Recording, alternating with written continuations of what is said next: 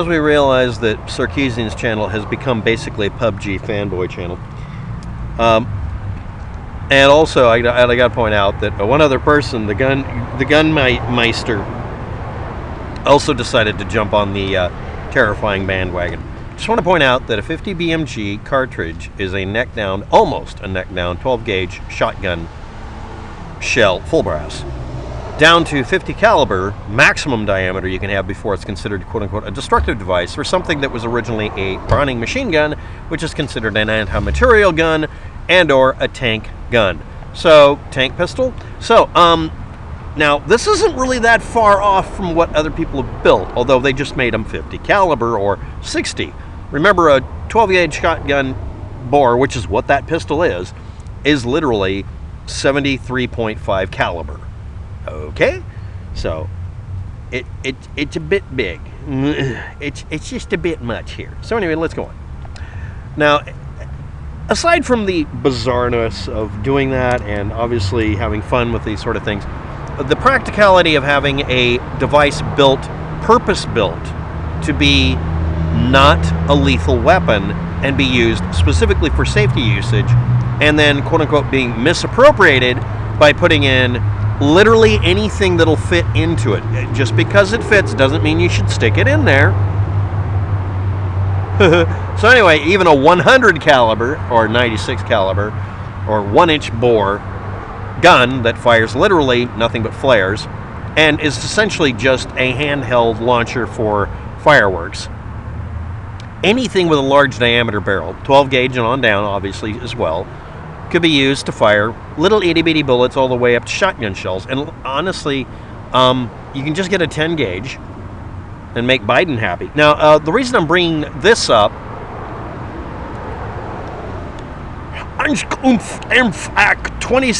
just type in 27 millimeter and then space and then inch, and then if it's, that's a big caliber, if you want to call it a caliber. Now, you can make a double action version of this, and you can notice that these are all based on the same concept. A break action shotgun turned into a little pistol, and obviously they're not 12 gauge, they're other gauge.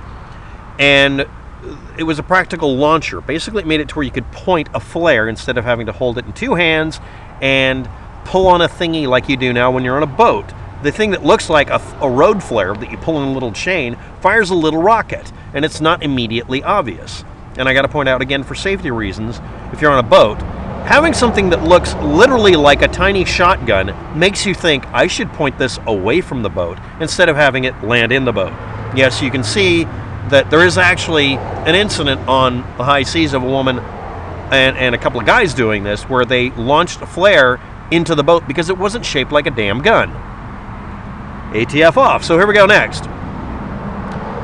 What would you do if you were in Germany and you're an amateur proctologist and maybe a munitions manufacturer and saw this or this, and which one would you think, I can use that for dispensing laxatives? Or, I'm making fun of Germans at this point, Nazis, but really, seriously, I'm going to show you something here. But this thing here, a peculiarity about it, a lot of people don't know about, and I only heard about it, but I didn't get a good picture of it. It had rifling.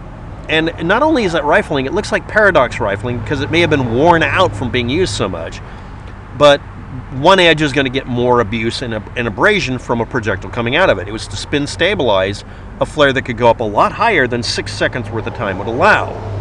This is one of those 1,000-foot altitude flare gun capable things, because it would spin stabilize it, and it could be a tiny little rocket if you needed to. All sorts of things could be put into it. And then there's the, coincidence that it happens to have a diameter that's just about the same size as the handle of your average potato masher. I'm sure these are potato mashers. It's not like anybody would do that. I tell you, smoke enough ganja, you're a proctologist, you think of a nuclear suppository. How many butt jokes can WAPTEC stick into a video? That was another one. But no, really, there's a reason to like the dang things. Number one, they're over-designed from hell because they were designed actually for boats and for coastlines and for emergency situations where you didn't even have to think about it. But the thing about them is the older ones were over-designed because they were based on using a gun type, a shotgun. That's the mechanism for the lower part of a shotgun. And place your bets on whether or not I can do a joke.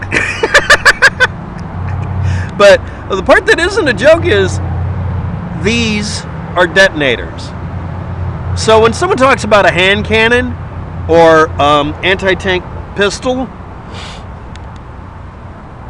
yeah, it ain't funny anymore. They literally said, you know what, we got bunches of these, and we can make these to where that they have a low enough recoil a person physically can tolerate it.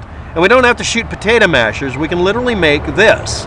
As you can see, those are metal tubes, probably aluminum, but they could have been zinc or whatever they had available to make a rifled piece that would come out, and it would spin stabilize.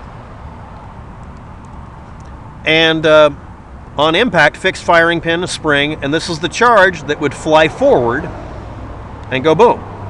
And this was designed, I mean, it's one of those. This was designed to take out, literally, whatever it hit. That delay igniter, egg grenade, spring, propellant, flash cap. These were little tiny rocket launchers. And then you get to this point where, okay, now the ATF would be having a hissy fit because this is literally a rifled pistol. I'm not shitting you. This would almost but not quite be ATF legal as a rifled pistol. And it had a add-on that made it to where it had a folding buttstock. And again, even back in the day, this was the little sub-caliber insert for doing something else that was overbuilt to where it could handle more crap. So when this wore out, that one part, the barrel, with its internal rifling matching, you'd throw it away and get another one. You'd have a box of them. They were just steel sleeves made out of literally water pipe to fire something smaller diameter.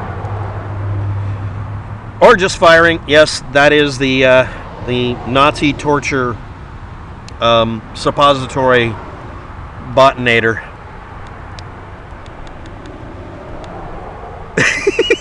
But no, really. But yeah, in video games now you find this is the only place you find it. And they usually show them with the wooden handled potato mashers being launched by what looks like the ass end, pun intended, of a shotgun shell, the brass part. It's not brass, it's usually steel. But it wasn't really that far off, and so many jokes. But this gave rise to the one that was used later that was just a shoulder mount version of it. And yes, I could do a video on the 50 caliber BMG pistol, but it's basically this with metal. You use a 50 BMG barrel, and they're usually called wrist breaker or door knocker, because honestly they make better 12 gauge shotguns. Honestly, just chop a 50 BMG barrel and use it for a 12 gauge muzzle loader. Again, the rules don't have any problem if you just make it to where none of these parts move and just make it a muzzle loader, apparently. But yeah, it's not just me, and it's not just this decade, it's not just YouTube, it's not just the internet, and it's not just a rifled, technically at the time street legal. They probably did it so they could import it, because this was made before the Second World War. It's not just me. It's not just Sarkeesian. It's not just weirdos on the internet making jokes, and it's not just PUBG. It's your great-great-granddad who doesn't talk about what he did during the war. You know what? He was a butt doctor. Thanks for watching. Have a good day. Good luck with that, and don't keister it.